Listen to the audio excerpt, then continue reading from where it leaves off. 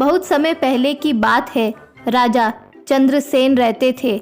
उन्होंने अपने राज्य में कई सारे पशु पक्षी, घोड़े और हाथी पाल रखे थे। उसी अस्तबल में एक महिला मुखी नाम का हाथी रहती थी। राजा उस हाथी को बहुत मानते थे और हाथी भी बहुत समझदार थी। वे भी राजा को बहुत प्यार करती थी। राजा की वह प्रिय हाथी थी। राजा कहीं भी जाते उस हाथी की सवारी करते थे।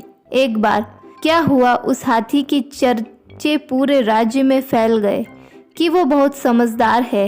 हर कोई महिला मुखी हाथी से मिलता, वो सबको अपने सूंड से उठाकर अपने ऊपर बिठा लेती। उस हाथी की इस प्यार से सब खुश होते और हाथी के साथ साथ सब खूब खेलते।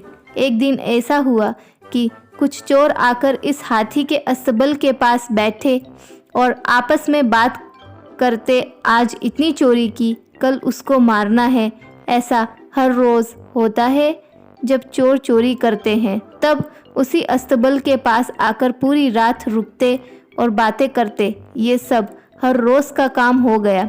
महिला मुखी हाथी ये सारी बातें सुनती। उसे भी लगता था कि अब मैं भी अत्याचार करूंगी, सब मुझसे डरेंगे। कुछ ही दिन में महिला मुखी हाथी एकदम बदल गई और जिसे भी देखती सबको मार डालती। जो भी उसके पास जाता उसको कुचल देती। सब सैनिक बहुत ज़्यादा तंग हो गए कि कैसे इस हाथी को संभाला जाए। अब ये बात सारे राज्य में फैल गई। महिला मुखी की हाथी पागल हो गई है और सबको मार रही है। हर जगह उसकी बुराई के चर्चे होने लगे। राजा भी बहुत परेशान थे क्योंकि उस हाथी से उनको बहुत प्यार, बहुत ज़्यादा लगाव था। वो इस सोच में पड़ गए कि कैसे उसे ठीक किया जाए। राजा ने कई दरबारियों को बुलाया पर हाथी काबू में नहीं आया, सबको जान से मार देती। अब राजा को ये बात बहुत गंभीर लगने लगी। राजा ने वैद्य को बुलाया और सारी बात बता दी कि हाथी कैसे सबको मारकर कुचल दे रही है, सबको ठीक करो। कैसे भी करके वैद्य ने सारी बात समझी और उस हाथी पर पूरी रात निगरानी की। अब वैद्य को पता चल गया कि यहाँ रात को चोर रुकते हैं और जो बातें करते हैं वह सुन के हाथी इतना बिगड़ गया है। सुबह वैद्य ने कहा, जहाँ हाथी रहती है वहाँ रोज रात भर सत्संग कराओ, वो ठीक हो जाएगी।